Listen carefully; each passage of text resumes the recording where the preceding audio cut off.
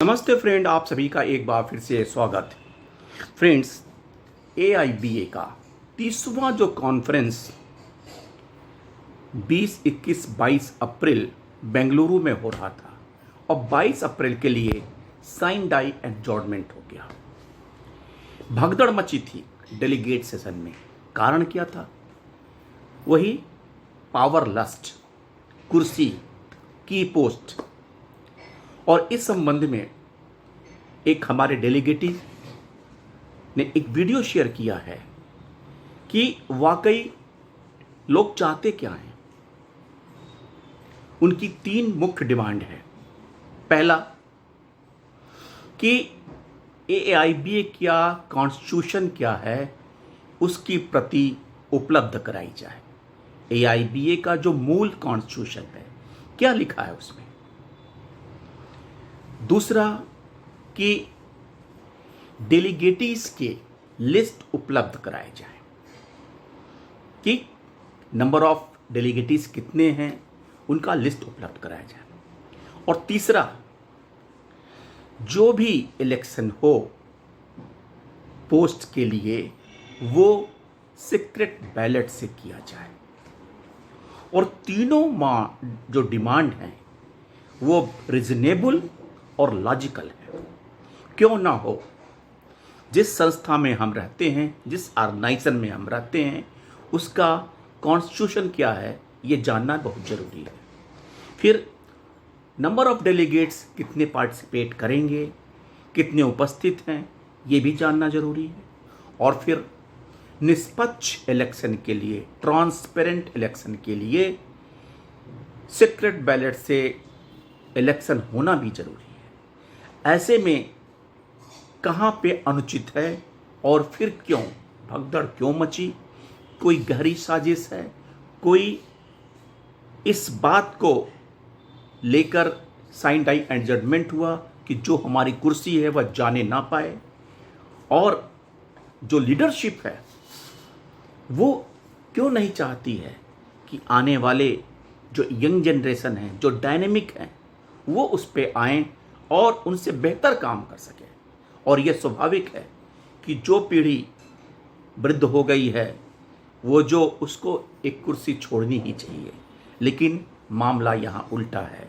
यहाँ पे है मोनोपोली, एकाधिकार, एक छत उपभोग, मलाई खाने का।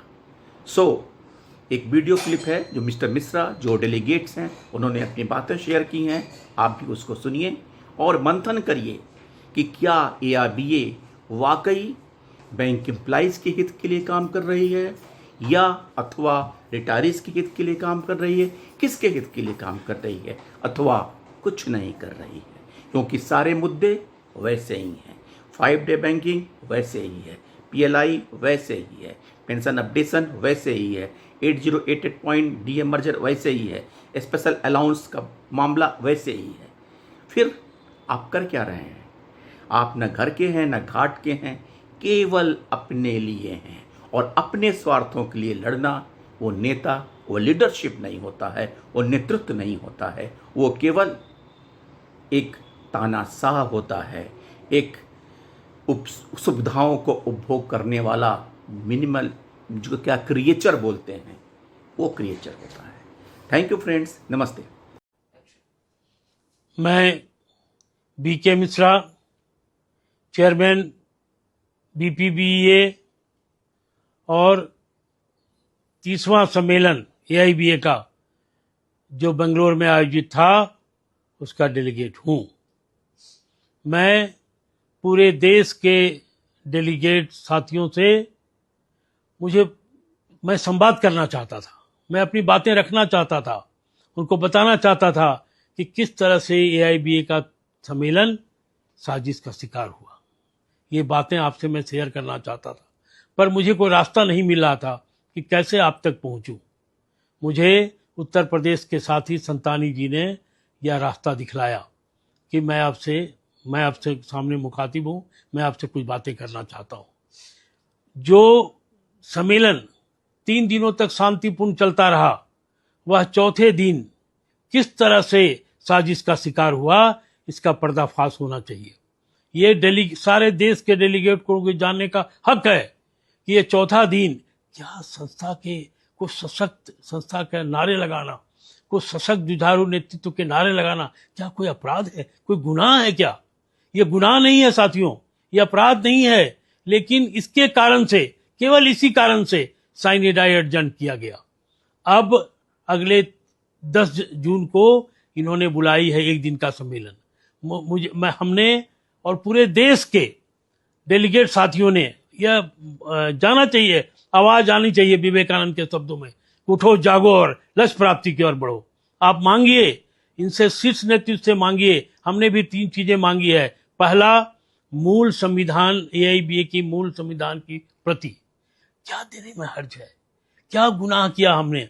ये तो आपको नॉर्मल ढंग से देना चाहिए था, बट आपने अनसाइन कॉपी भेज दिया है। कहीं कहीं पता चला है स्टेट को भेजा है आपने, क्यों नहीं? ये तो डेलीगेट्स को जानने का है, ये मेरा मूल अधिकार है, मूल फंडामेंटल राइट है, हमको मिलना चाहिए।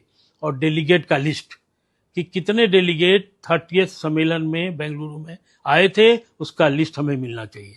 और तीसरा, जो भी चुनाव हो आगे के दिनों में वो सीक्रेट बैलेट से हो। अगर सीक्रेट बैलेट से होगा तो सशक्त और जुझारू नेतृत्व सामने उभर करके आएगा। क्या गुनाह है? क्या सारे डेलीगेट्स चाहते हैं कि सीक्रेट बैलेट से होगा तभी सच्चा नेतृत्व उभर करके आएगा, नहीं तो इनकी यह शाही, इनकी तानाशाही, इनकी मनमर्जी ये अपना करेंगे।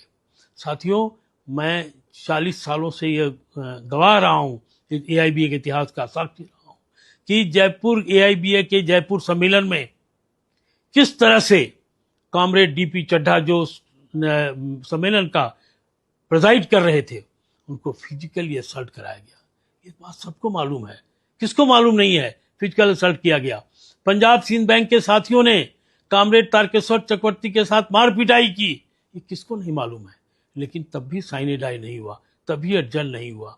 अब किन कारणों से एडजर्न हुआ? ये गहरी साजिश है, गहरा षड्यंत्र है। इस षड्यंत्र का पर्दाफाश हमको करना होगा साथियों, और इसीलिए हमने ये पूरे देश में मुहिम चलाई है। और आपके सामने मुखातिब हूं कि आप भी ये डिमांड रखिए। मैं आपसे विनम्र निवेदन करता हूं कि आप 3 चीजों का डिमांड रखिए कि मूल प्रति अब संविधान, क्या गुनाह है हमारा? मूल प्रति संविधान तो सबको मिलना चाहिए।